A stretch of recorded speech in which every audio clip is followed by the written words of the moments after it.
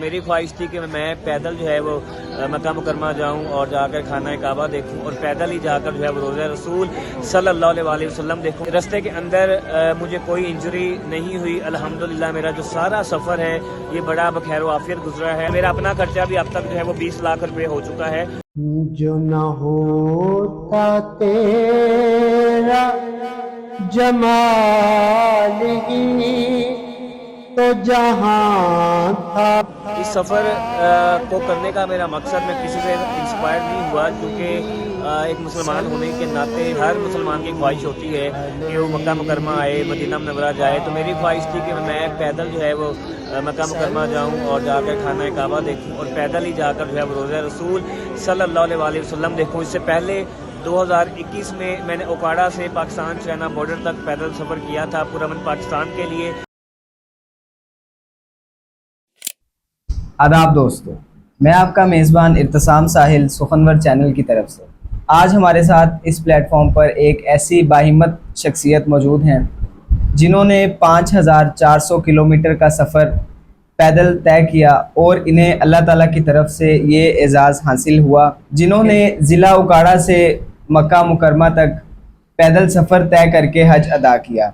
तो आए इनसे बात करते हैं और इनके इस मुक़द्दस सफ़र की स्टोरी इन्हीं की ज़ुबानी सुनते हैं। जनाब उस्मान अरशद जी, अस्सलाम वालेकुम। वालेकुम अस्सलाम। उस्मान भी क्या हाल चाल? अल्हम्दुलिल्लाह, आप सुनाएं। शुक्र अल्लाह का जी, दुआएं। सबसे पहले तो आपका शुक्रिया कि आप अपने मसरूफ़ ज़िंदगी में से टाइम निकाल के हमारे इस प्लेटफॉर्म पर तशरीफ़ लाए बहुत और शुक्रिया। हमें बातचीत का मौका दिया। माशाल्लाह हज एक वैसे ही बहुत बड़ी नेमत है। अल्लाह ताला मखसूस बंदों को इसके लिए चुनता है।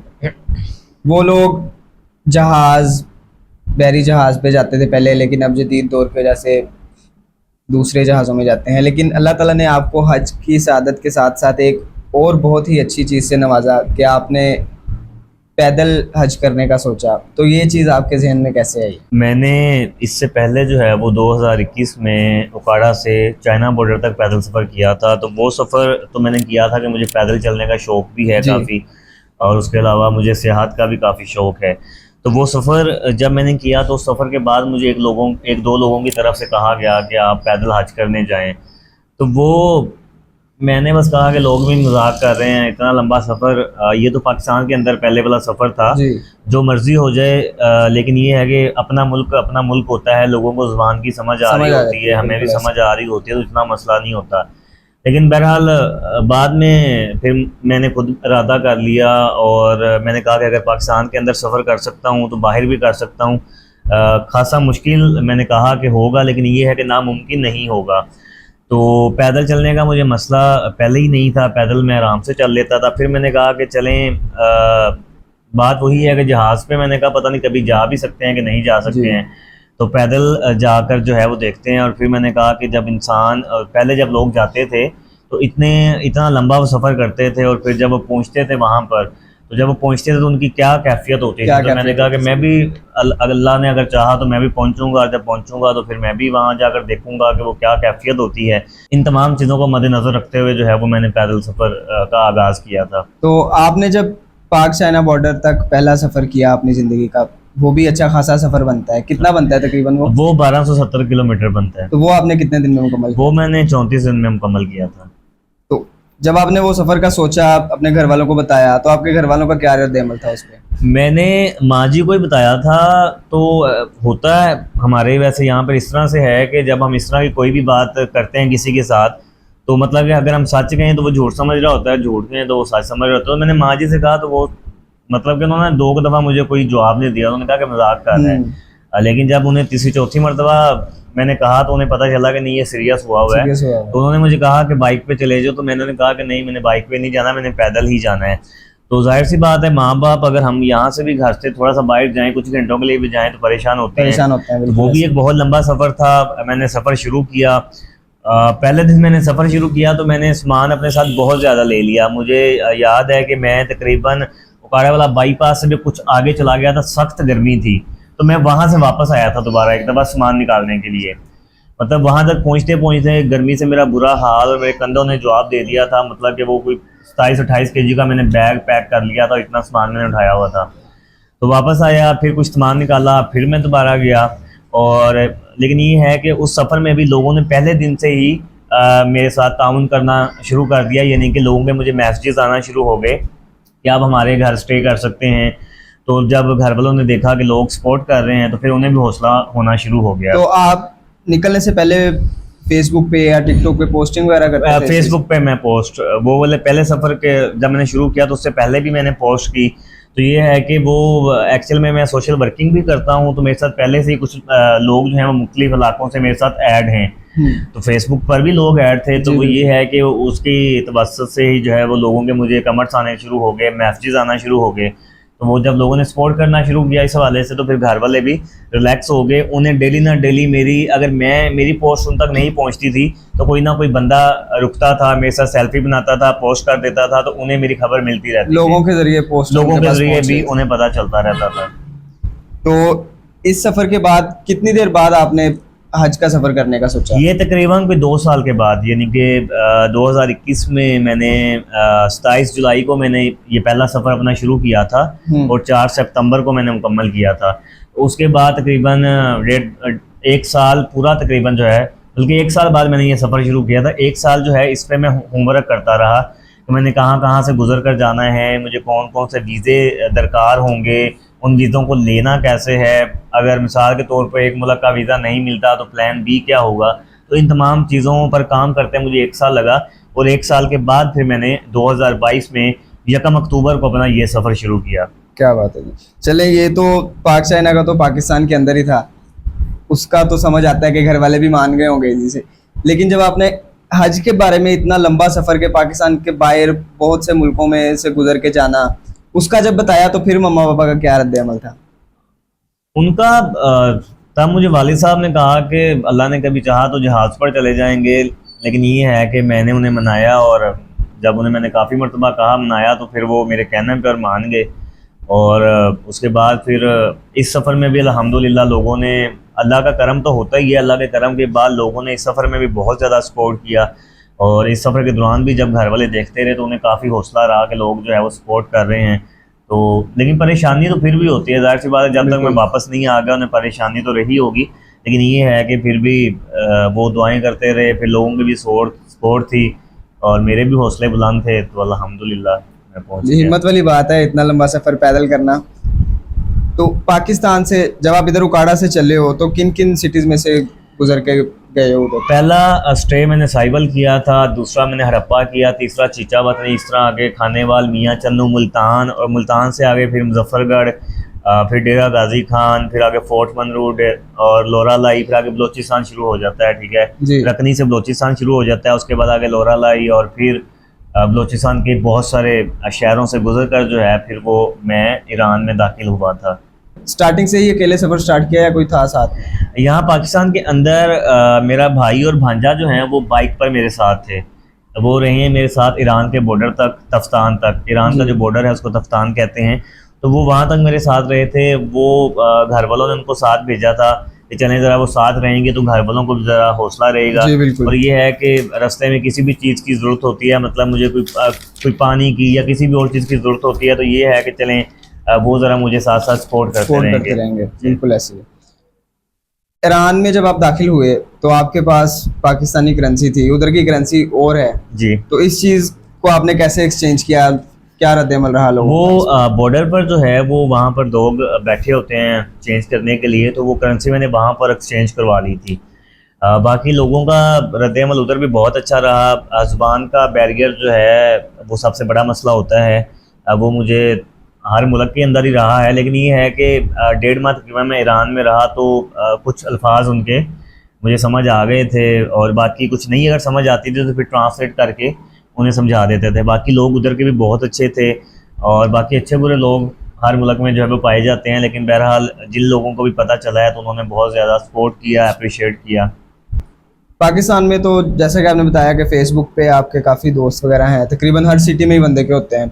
इधर तो आपको नाइट स्टे करने में मुश्किल नहीं हुई होगी, लेकिन जब पाकिस्तान से बाहर गए तब आपने नाइट स्टे किधर किया, कैसे करते रहे? ईरान में जाकर जो है वो टेंट लेना पड़ा। वहाँ पर अगर तो किसी शहर के अंदर हैं फिर तो होटल के अंदर स्टे कर लेते थे, लेकिन अगर शहर के अंदर नहीं है तो फिर टेंट लिया था, जहाँ रात होती थी वहाँ टेंट लगाया और रात गुजार ली। अगर एक किसी जंगलात वगैरह में या वीराने में से आप गुजर रहे हो, उधर टेंट लगा के सोने में रात को आपको कभी किसी मुश्किल का सामना करना पड़ा हो? नहीं, मुश्किल का कोई सामना भी नहीं किया, नहीं हुआ। ये है कि मतलब कि थोड़ा सा रोड से हट के टेंट में लगाता था और वहाँ पे रात जो है वो बसर कर लेता था। बाकी कोई भी इंसान हो तो मुझे लगता है कि थोड़ा बहुत तो शायद उसे कोई डर खौफ रहता ही होगा, लेकिन बहरहाल ये है कि मैं जिस सफ़र पे था और अल्लाह ने बड़ी हिम्मत अता की। मैं अभी भी अगर सोचूं तो मैं खुद भी कभी कभी सोचता हूँ कि इतना लंबा सफ़र जो है वो मैंने कैसे तय कर लिया। लेकिन ये है कि आप इंसान अगर हिम्मत करे तो सारा कुछ हो जाता है। तो अल्हम्दुलिल्लाह अल्लाह का नाम सारा दिन लेते रहते थे, रात को भी आयतुल कुर्सी पढ़ी और पढ़ के तो सो गए। क्या बात है जी। सफ़र के दौरान आपने घर में से कौन कौन सा सामान अपने साथ रखा? मैंने कपड़े जो ज़रूरत के थे वो कपड़े मैंने साथ रखे, उसके अलावा पावर बैंक साथ रखा, एक एक्स्ट्रा शूज़ मैंने साथ रखे, और उसके अलावा जो है वो ड्राई फ्रूट में मैंने सिर्फ खजूर अपने साथ रखी थी, अम्ब्रेला मैंने साथ रखी, एक रेन कोट मैंने साथ रखा। तकरीबन इस तरह की चीज़ें जो हैं कुछ और। सफ़र में खाने की रूटीन क्या होती थी आपकी? खाने की रूटीन सफ़र में मुख्तलिफ रही है। कभी कभी तो ऐसा भी हुआ है कि तकरीबन दिन को 2-3 बजे ही नाश्ता भी कर रहे हैं और खाना भी हो रहा है, मतलब। और कभी ये है कि सुबह नाश्ता कर लिया और फिर जब जहाँ पे जाके रुके हैं या अगर कोई होटल आ गया है शाम को कहीं पे तो फिर वहाँ जाके खाना खाया है। पाकिस्तान के बाहर भी आप अकेले सफ़र करते रहे हैं? पाकिस्तान के बाहर कुछ देर तक जो है मेरे साथ 2 अहबाब मेरे साथ रहे हैं शामिल, और उसके बाद फिर आगे का सफ़र मैंने अकेले ही किया है। वो वैसे ही साथ मिले थे या वो हज पे गए? नहीं, वो भी हज पे ही जा रहे थे, लेकिन ये है कि आगे तक एक इंसिडेंट हो गया था, उसकी वजह से फिर जो है वो अलग अलग होना पड़ा हमें। तो इस सफ़र में आपका पाकिस्तानी हुकूमत ने कितना साथ दिया? गवर्नमेंट ने तो कोई साथ नहीं दिया, लेकिन सफ़र करने शुरू करने से पहले मैं बिलावल भुट्टो ज़रदारी साहब से मिला था, और उस वक्त वो जो है वो फॉरेन मिनिस्टर थे, तो उनसे मैं मिला था वीज़ों के हवाले से। अगर हम इसका रूट देखें तो वैसे इसका मुकम्मल जो ज़मीनी रास्ता है वो बनता है पाकिस्तान से ईरान, फिर इराक़, फिर कुवैत या उर्दन और फिर सऊदी अरेबिया। तो इराक़ के वीज़े की वजह से मैं मिला था बिलावल साहब से। उन्होंने मुझसे पूछा कि हम क्या कर सकते हैं, तो मैंने उन्हें कहा कि अगर आप अगली एम्बेसीज को लेटर लिखेंगे तो वो मुझे वीज़े जो हैं वो आसानी के साथ दे सकते हैं। तो ये है कि वो हमारे स्वार्थ खाने ने उन्हें लेटर्स लिखे, लेकिन बहरहाल उन्होंने मुझे, इराक़ ने मुझे वीज़ा नहीं दिया। मैंने बड़ी कोशिश की, तो उसके बाद फिर मुझे रूट तब्दील करना पड़ा। फिर मुझे ईरान से बहरी जहाज़ के ज़रिए मैं UAE गया, और UAE से जो है फिर मैं सऊदी अरेबिया दाखिल हुआ। UAE से सऊदीया का सफ़र कितना बनता है? और तकरीबन कुछ पौने 800 के करीब बनता है। वो कितनी देर में आपने तय किया? वो तकरीबन 1 माह लग ही गया था। 1 माह लग गया था। जी। तो उस सफ़र में आपको बहुत से नए लोगों से मिलना हुआ होगा। इस साइड पे तो चलो होता है कि जुबान का थोड़ा बहुत, लेकिन उधर तो टोटल ज़्यादातर अरबी होते हैं। तो वो सफ़र कैसा रहा आपका UAE में और से दुबई सऊदी का? UAE में और पाकिस्तान में ये है कि पाकिस्तानी कम्युनिटी बहुत ज़्यादा है, तो इसलिए उधर मसला नहीं हुआ था। बाकी रास्ते में जो अरबी भी मिलते थे तो वो अरबी भी मुझे इतनी आ गई थी कि मैं उन्हें ये बता देता था कि मैं पाकिस्तान से मक्का तक जो है वो पैदल सफ़र कर रहा हूँ, तो उन्हें समझ आ जाती थी। फिर वो भी अप्रिशिएट करते थे। लेकिन ज़्यादा पाकिस्तानी कम्युनिटी होती थी। हमारे जो इधर भाई हैं वो उधर बहुत सारे लोग जो हैं वो ट्रक चलाते हैं, ड्राइवर्स नजर आते हैं UAE में और सऊदी अरेबिया में भी। तो उन 2 ममालिक के अंदर तो मुझे किसी किस्म का कोई मसला नहीं हुआ। पाकिस्तान में भी अल्हम्दुलिल्लाह कोई मसला नहीं हुआ, उन 2 ममालिक में भी कोई मसला नहीं हुआ, ईरान में भी कोई मसला नहीं हुआ। लेकिन ईरान में पाकिस्तानी तकरीबन ना होने के बराबर है, तो इसलिए वो थोड़ा सा ज़रा मुश्किल था। और सर्दी ईरान में बहुत ज़्यादा थी, चूँकि मैं दिसंबर के शुरू में जो है वो ईरान में दाखिल हुआ था, तो सर्दी पाकिस्तान में भी थी लेकिन ईरान में बहुत ज़्यादा थी। तो ईरान इसलिए थोड़ा सा मुश्किल रहा, लेकिन उसके बाद आगे UAE और सऊदी अरेबिया में फिर किसी किस्म का भी मसला नहीं हुआ। तो इस सफ़र पे आपका टोटल खर्चा कितना आया होगा? मेरा तकरीबन कोई 18 लाख के करीब खर्चा आया होगा। वो इसलिए कि 2023 में गवर्नमेंट की जो हज की फ़ीस थी कुर्बानी को निकाल कर, वो थी 11,20,000 रुपये, जो कि लोग जहाज़ पर गए थे उन्होंने अदा की थी। और मुझसे भी गवर्नमेंट ने वही फ़ीस ली। उन्होंने कहा जी कि आप कोई भी सर्विस लेते हैं या नहीं लेते, इस्तेमाल करते हैं या नहीं करते, वो आपको पैसे आपने देने ही देने हैं और वो आपको वापस नहीं मिलेंगे। बस आपको जो टिकट के पैसे हैं वो वापस मिलेंगे, और वो टिकट के पैसे ही मुझे वापस मिले थे। मक्का के अंदर मैंने उनकी फैसिलिटी जो है, यानी कि होटल था और खाना वगैरह जो है वो मैंने इस्तेमाल किया था, लेकिन मदीना के अंदर मैंने कोई रिहाइश इस्तेमाल नहीं की, कोई उनकी बाकी सहूलत मैंने इस्तेमाल नहीं की, लेकिन वो वाले पैसे मुझे वापस नहीं मिले। तो इसलिए इस सूरत हाल में जो है वो तकरीबन मेरा 18 लाख के करीब, यानी कि चूँकि मैं सफ़र के दौरान फिर एक जो है वो एक्सपेंस लिख भी नहीं सकता था, जी बिल्कुल। तो वे सारा तो नहीं, लेकिन अंदाज़ा मेरा है कि तकरीबन कोई 18 लाख के करीब जो है वो खर्चा हो गया। आप हज का वीज़ा इधर पाकिस्तान से लगवा के गए थे या उधर जाके? नहीं, हज का वीज़ा तो मैं तो 1 अक्टूबर को निकला था, और हज का वीज़ा तो एप्लीकेशन तो जो है वो आपको पता है कुछ महीने पहले जो है वो शुरू होती है। तो मैं सऊदी अरेबिया में दाखिल हुआ था पहले उम्रा के वीज़ा पर, जो कि मेरा 3 माह का वीज़ा था, और उसके बाद फिर मैं सऊदी अरेबिया में ही था। फिर मेरी बात इनसे चल रही थी पीछे, जो है वो हमारी रिलीजियस अफेयर्स मिनिस्ट्री जो है उनसे मेरी बातचीत चल रही थी। जब उन्होंने मुझे ये बताया कि आपने सारी पेमेंट ही करनी है फिर आपको वीज़ा मिलेगा, तो उसके बाद फिर मैंने घर वालों से कहा, घर वालों ने फिर यहाँ उकाड़ा में ही फ़ीस सबमिट करवाई, और करवाने के बाद फिर वो हज का वीज़ा मेरा मुझे वहाँ ऑनलाइन ही आया, और फिर मैं उम्रा के वीज़ा पर जो है वो बहरीन के बॉर्डर पर गया और जाकर उम्रा के वीज़ा से एग्ज़िट हुआ, और फिर दोबारा हज के वीज़ा पर एंटर हुआ। अगर आप उम्रा के वीज़ा पर होते हैं और आपने हज करना है तो पहले आपको उम्रा के वीज़ा से एग्जिट होना पड़ेगा, और फिर हज के वीज़ा पर आपको एंटर होना पड़ेगा। तो ये सऊदी से बहरीन एग्जिट होने के लिए जब गए तो ये सफ़र भी आपका पैदल? नहीं, ये पैदल नहीं किया, मेरा सफ़र सिर्फ मक्का तक पैदल था। मक्का के बाद यानी कि जो भी मैंने सफ़र किया है वो मैंने पैदल नहीं किया। पैदल नहीं किया। उम्रे कितने किए आपने? उम्रे मैंने 4 किए। माशाल्लाह। सफ़र आप ज़्यादा रात में करते थे या दिन में ज़्यादा? सफ़र दिन में होता था, लेकिन मैक्सिमम जो रात तक सफ़र मैंने किया है वो 11:45 बजे तक किया है, और वो यूएई में किया है। पाकिस्तान में जो लेट तक सफ़र किया है वो तकरीबन 8:30 बजे तक किया है।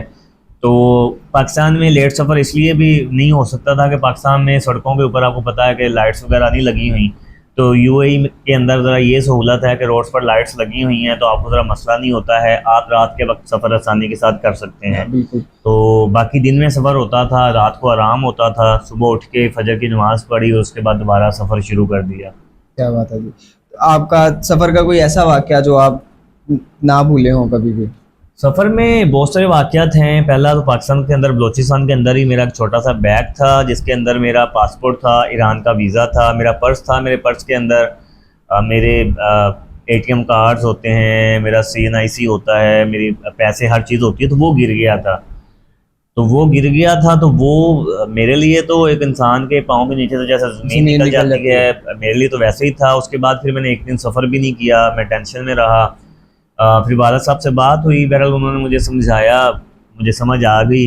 उसके बाद मैंने सफ़र शुरू कर दिया। तकरीबन मैं कोई 10-12 दिन उसके बाद सफ़र करता रहा। इवन कि मुझे लोगों को भी पता चल गया था, क्योंकि मुझे वालिद साहब ने कहा कि तुम्हें फेसबुक पर देखने वाले काफ़ी लोग हैं, तो तुम फेसबुक पर पोस्ट कर दो, मे बी कोई देखने वाला मिल ही जाए। तो मैंने पोस्ट कर दी, तो फिर वो लोग मुझे कमेंट्स भी करते थे कि आपके पास अभी वीज़ा नहीं है, पासपोर्ट नहीं, तो आप आगे की तरफ क्यों सफ़र कर रहे हैं। तो मैं फिर उन्हें कोई रिप्लाई नहीं करता था, क्योंकि मेरे पास कोई जवाब था ही नहीं। बस मुझे अल्लाह पर यकीन था, और अल्हम्दुलिल्लाह पैसों के अलावा मुझे 11-12 दिन के बाद मेरी तमाम चीज़ें वापस मिल गई। तो ये वापस मिलने वाला वाक़या कैसे हुआ? लोग वैसे वो कहते हैं कि मोइज़ा, बिल्कुल मोइज़ा का लफ्ज़ जो है वो वैसे तो हम वो इस्तेमाल नहीं करते हैं, लेकिन एक इंसान के साथ अगर इस तरह से हो तो वो मेरे लिए तो बिल्कुल किसी मोइज़े से वो काम नहीं था। मतलब कि हमारी यहाँ पर अगर कोई चीज़ गिर जाए तो हमें तो कभी वापस मतलब कि नहीं मिलती है। तो मुझे ना वो एक दिन कमेंट ही आया है, एक दिन मुझे पहले कमेंट आया कि आपका ना पासपोर्ट मिल गया है। तो वो मैंने पढ़ा तो एक दफ़ा तो मैं हिल गया, तो मैंने फिर उन्हें मैसेज किया, तो लेकिन वो पासपोर्ट आया तो वो मेरा नहीं था। और एक दिन फिर मुझे ना मैं चूँकि सफ़र करता था, तो सफ़र के दौरान मुझे टाइम नहीं मिलता था, कमेंट्स वगैरह मैं तो नहीं पढ़ पाता था। तो मुझे घर से ना कॉल आई कि किसी ने कमेंट किया है तुम्हारी पोस्ट के नीचे कि तुम्हारा पासपोर्ट मिल गया है। तो वो देखो, मैंने जल्दी से मैं रुक गया और मैंने देखा नंबर लिखा हुआ था, और मैंने फ़ौरन ना कॉल की। तो वो डॉक्टर साहब थे मस्तूंग से, बलूचिस्तान में ही। तो उन्होंने कहा कि उनके पास ना कोई पेशेंट आया था, तो उनके पास था, तो उन्होंने मेरी पोस्ट देखी थी, तो उन्होंने ना उससे पासपोर्ट लिया और उसे 5000 रुपये भी दिए। उसे कहा कि बाकी सामान भी लेकर आओ, तो मैं ना और पैसे भी तुम्हें दूंगा। तो मैंने कहा कि डॉक्टर साहब आप पहले मुझे पासपोर्ट की तस्वीर भेजें। तो उन्होंने कहा कि मैं ना अभी अपने जो है वो उससे बाहर हूँ, हॉस्पिटल से, क्लिनिक से, तो मैं लड़के को भेजता हूँ, लेकर आता है। तो उन्होंने वो मंगवाई और जब उन्होंने तस्वीर भेजी और वो मेरे पासपोर्ट की थी और मेरी तो जान के अंदर जान आ गई। और उसके बाद बाकी चीज़ें भी उन्होंने इसी तरह, यानी कि मेरा वीज़ा भी उससे लिया और मेरे कार्ड्स वगैरह हर चीज़, यानी कि पैसे मेरे नहीं मिले, बाकी हर चीज़ उन्होंने उस बंदे से ले ली। और उसके बाद फिर पीछे से उनका कोई दोस्त आता था बलोचिस्तान के अंदर, आपको पता है कि पेट्रोल का काम जो है वो काफी पेट्रोल है, का काम ज्यादा है, बहुत ज़्यादा है। तो वो लोग तिजारत करते हैं, तो उनका कोई दोस्त पीछे से आता था, यानी कि आगे एक मेन शहर आता था वहाँ पे। तो उन्होंने फिर अपने दोस्त के हाथ मेरी वो चीज़ें भिजवाई थी और मैंने वो रिसीव कर ली थी। तो मेरे लिए तो वो किसी मौजूद से कम नहीं था। तो आज भी मैं बिल्कुल सोचूं ऐसे ही। तो वो, मतलब बात ये है कि मैं ये समझता हूँ कि लोग किसी बहुत सारी बातों का यकीन नहीं करते हैं, या जिस इंसान के साथ जब पहली मर्तबा जो चीज़ होती है वो उसको जिस तरह से देख रहा होता है या उसको महसूस कर रहा होता है, तो मैं आपको बता रहा हूँ, तो हो सकता है आप भी उसको अभी उस तरह से महसूस ना कर रहे हो, बिल्कुल क्योंकि वो मैंने उसको उस वक्त फेस महसूस किया है, किया, आपने फेस उस किया ना, टाइम वो पे। मुझे पता है। तो वो, मतलब ये वही बात है, वो इंसान कहता है कि अगर आप किसी को पहली मर्तबा लतीफ़ा सुनाए तो वो हंसता है, दूसरी दफा सुनाए तो वो नहीं, हंसता हंसता नहीं है, नहीं है। हंसी नहीं आती उसे। तो ये सेम बात ही है। तो अल्हम्दुलिल्लाह वो मेरे लिए किसी मौजज़े से कम नहीं था। उसके आगे आगे भी वाक़यात होते रहे, ईरान में भी हुआ, उसके अलावा भी बहुत सारे वाक़यात हैं इस सफ़र के दौरान। मतलब कि जो बंदा वाकई सोचता है कि यार ये, मतलब कि इंसान सोचता है कि यार मैं वाकई किसी अच्छे सफ़र पर निकला हूँ और आपकी ज़ात जो है वो मेरे साथ है, मेरा साथ दे साथ रही दे है। रही है, बिल्कुल ऐसे ही। तो जब आप एक मुल्क से दूसरे मुल्क में दाखिल होते थे, उसकी पोस्टिंग होती थी या लोग वैसे ही आपको देख के पहचान लेते थे कि यार वो उस्मान जो उकाड़ा से चला है ये वही आ रहा है? नहीं, बहुत सारे लोगों को तो पता होता था फेसबुक के थ्रू ही, तो वो लोग पहचान जाते थे। लेकिन बहुत सारे लोगों को नहीं पता होता था, तो ये देखते थे कि बंदा चल रहा है तो कहीं जा रहा है, तो फिर वो रुक के पूछ लेते थे। तो फिर वो जब पूछते थे उन्हें बताते थे, तो फिर वो लोग खुश भी होते थे, अप्रिशिएट भी करते थे काफ़ी। क्या रिएक्शन, ज्यादातर लोगों का क्या रिएक्शन रहा है इस चीज़? तकरीबन 98% लोगों ने सपोर्ट किया है, 98% लोगों ने, बल्कि 98 भी नहीं, 99% लोगों ने सपोर्ट किया है। 1% ही होगा तनकीद करने वाले। तनकीद करने वाले भी अंदर ही होते हैं, हाँ जी। लेकिन एक बड़े अच्छे सफर पे निकले आप, और आप माशाल्लाह कामयाब भी हुए इसमें। सबको अल्लाह ताला ऐसी हिम्मत दे। आमीन। उस्मान भाई, एक दिन में आप कितनी देर पैदल चलते थे? मैं तकरीबन मुख्तलिफ होता था, 11 घंटे, 12 घंटे। कम से कम जो मैंने एक दिन में सफ़र तय किया है वो मैंने 20 किलोमीटर किया, और ज़्यादा से ज़्यादा मैंने 62 किलोमीटर एक दिन में तय किया क्या है। बात है। जी। तो यार, मौसम की तब्दीलियों की वजह से इंसान बीमार भी हो जाता है, उस चीज़ को आपने कैसे फेस किया? पहले दिन ही मुझे याद है कि मुझे बुखार हुआ था। मैं पहले दिन ही चला था, एक तो 1 साल के बाद मैंने चलना शुरू किया था, और फिर गर्मी बहुत ज़्यादा थी, और फिर रास्ते में पहले दिन ही इंटरव्यू करने वाले आ गए थे। काफ़ी देर वो भी मुझे जो है वो, यानी कि उठाते रहे आगे पीछे ये वो। तो पहले दिन मुझे बुखार हुआ है। उसके बाद अल्लाह का शुक्र है कि तबीयत मेरी ठीक रही है। मतलब कि गर्मी तो बहुत ज़्यादा थी, गर्मी भी बर्दाश्त की, फिर बलोचिस्तान में बहुत सर्दी बर्दाश्त की, ईरान में बहुत ज़्यादा बर्दाश्त की, आगे यूएई में फिर गर्मी, सऊदीया में फिर गर्मी, फिर लेकिन गर्मी। ये है कि तबीयत ठीक रही फिर दरमियान में, अल्हम्दुलिल्लाह। आपकी पोस्टिंग फेसबुक पे, उसकी वजह से सऊदी में पाकिस्तानी भाइयों को या अरबी लोगों को पता चल चुका होगा कि वो पाकिस्तान से लड़का आ रहा है पैदल। तो जब आप उधर पहुंचे, उनका क्या रिएक्शन था? कैसा इस्तकबाल हुआ आपका उधर? लोग जो रास्ते में मिलते थे, यानी कि वही अप्रिशिएट करते थे, वही इस्तकबाल करते थे। बाकी मतलब कि कोई बहुत ज़्यादा लोग जैसे कि मजमे के तौर पे कोई इस्तकबाल करने यानी कि नहीं आए। बस जो रास्ते में लोग मिलते रहते थे वही हौसला अफजाई करते थे। तो आपका ये पैदल सफ़र कितनी देर में आपने अपना सफ़र मुकम्मल किया? मैंने 6 माह और 13 दिन में मुकम्मल किया है। 6 माह 13 दिन में। अगर अब कोई जाना चाहे पैदल, आपने तो इस चीज़ को फेस किया है, इस चीज़ से होके गुजर चुके हैं आप, माशाल्लाह, बड़ी अच्छी बात है।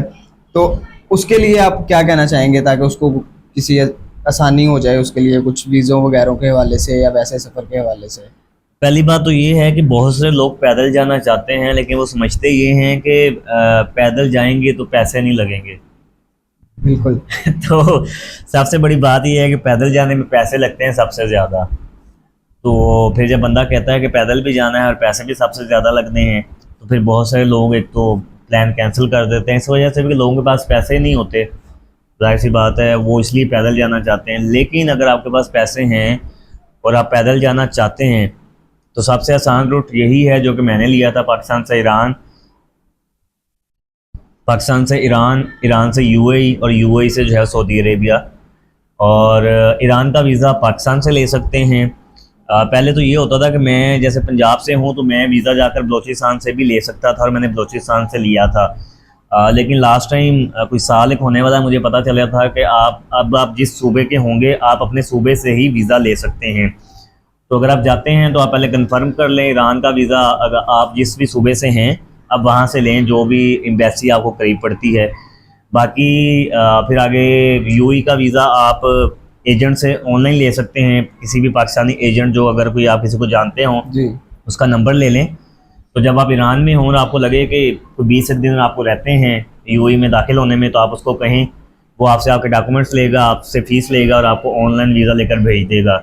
और बाकी जब आप फिर यूएई में हों तो इसी तरह फिर आप सऊदीया का वीज़ा ले लें। उसमें भी दो सूरत हाल है, एक तो ये है कि एक तो आप यूएई में हैं और हज का प्रोसेस मुकम्मल हो चुका हुआ है, एप्लीकेशन मुकम्मल हो चुकी हुई हैं, वीज़े मिल रहे हैं और आप हज का वीज़ा ले सकते हैं। तो फिर तो आप हज का वीज़ा लेकर डायरेक्ट हज के वीज़े पे दाखिल हो सकते हैं।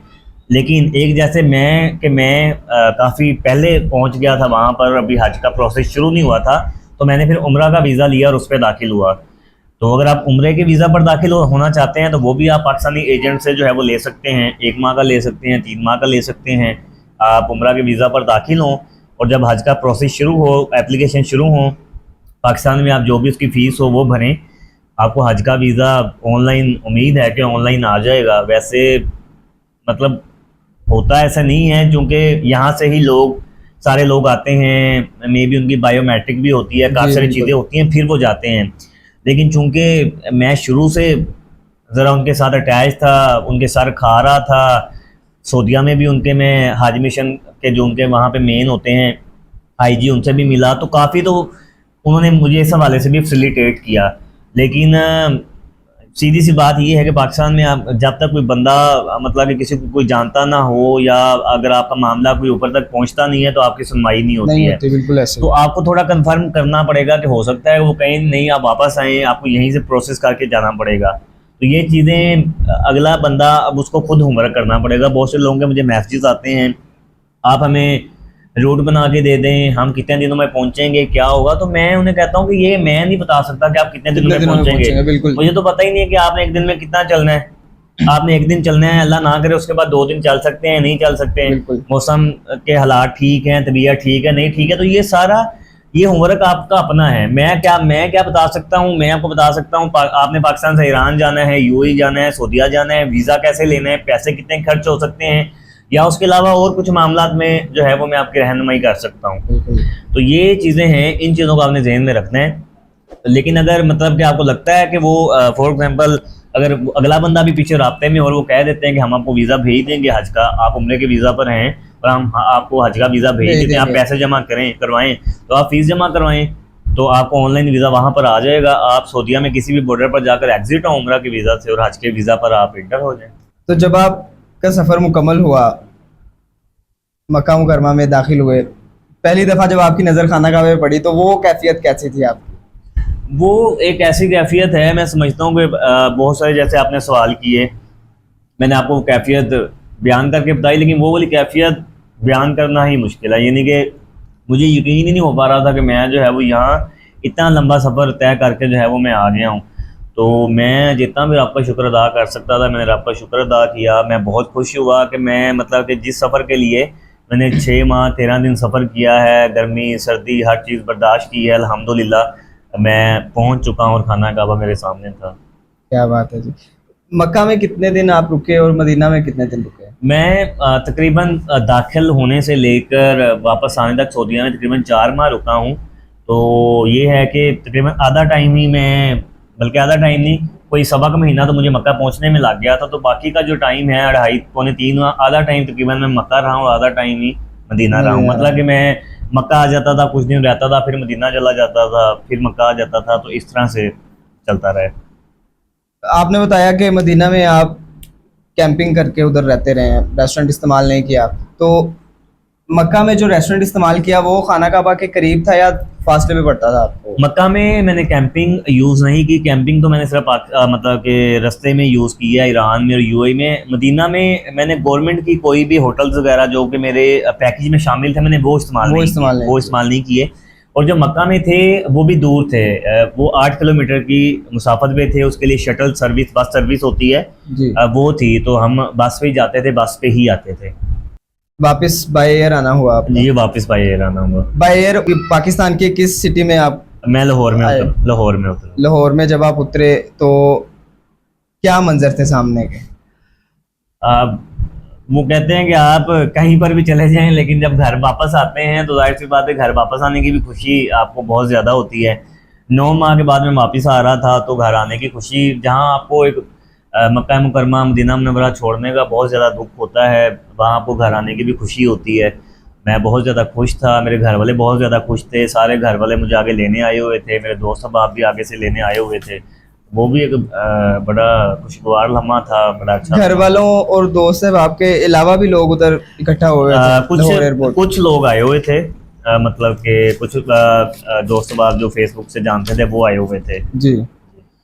उस्मान भी, ये आपका सफ़र जो मक्का तक का किया आपने, इसके बाद कोई सफ़र किया है या प्लान है आगे कोई सफ़र करने का? नहीं, उसके बाद कोई सफ़र नहीं किया और अब प्लान भी नहीं है, इसलिए कि पैदल चलने के लिए आपको पता है टाइम बहुत ज़्यादा दरकार होता है, और पैदल चलने का इतना मुश्किल नहीं है। मैं समझता हूँ कि शायद टाइम का भी इतना ज़्यादा मुश्किल नहीं है। सबसे बड़ी बात जो ये है, बड़ी मतलब कि ना एक सैड हो गए एक तरह से बतानी पड़ती है कि हमें वीज़ों के जो है ना बहुत ज़्यादा मसाइल हैं।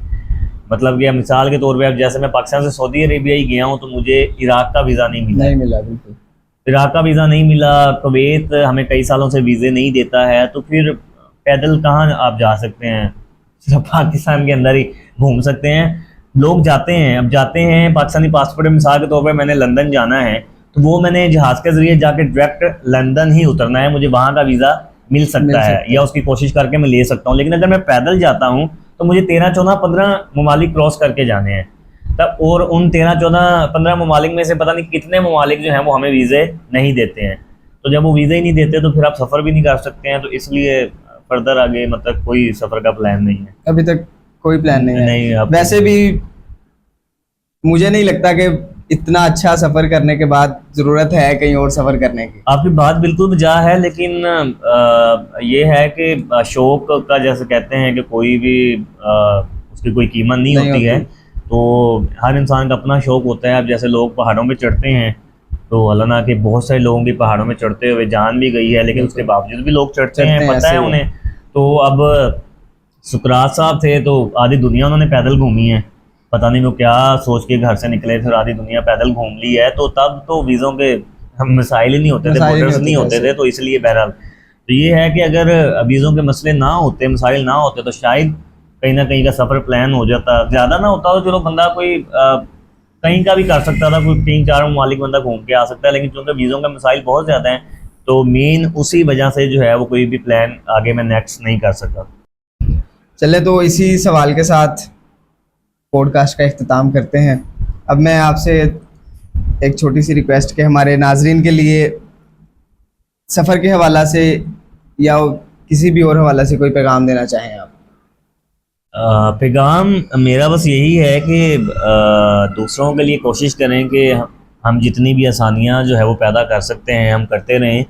और आजकल का दौर सोशल मीडिया का दौर है, हम किसी भी बात को हम देखते हैं, बाज़ वक़्त ऐसा होता है कि नीचे इंसान ने पिक्चर कुछ लगाई होती है, ऊपर कैप्शन कुछ लिख देते हैं, हम पढ़ते भी नहीं हैं, नीचे हम अपना तबसरा और मनफी तबसरा जो है वो देना शुरू कर देते हैं।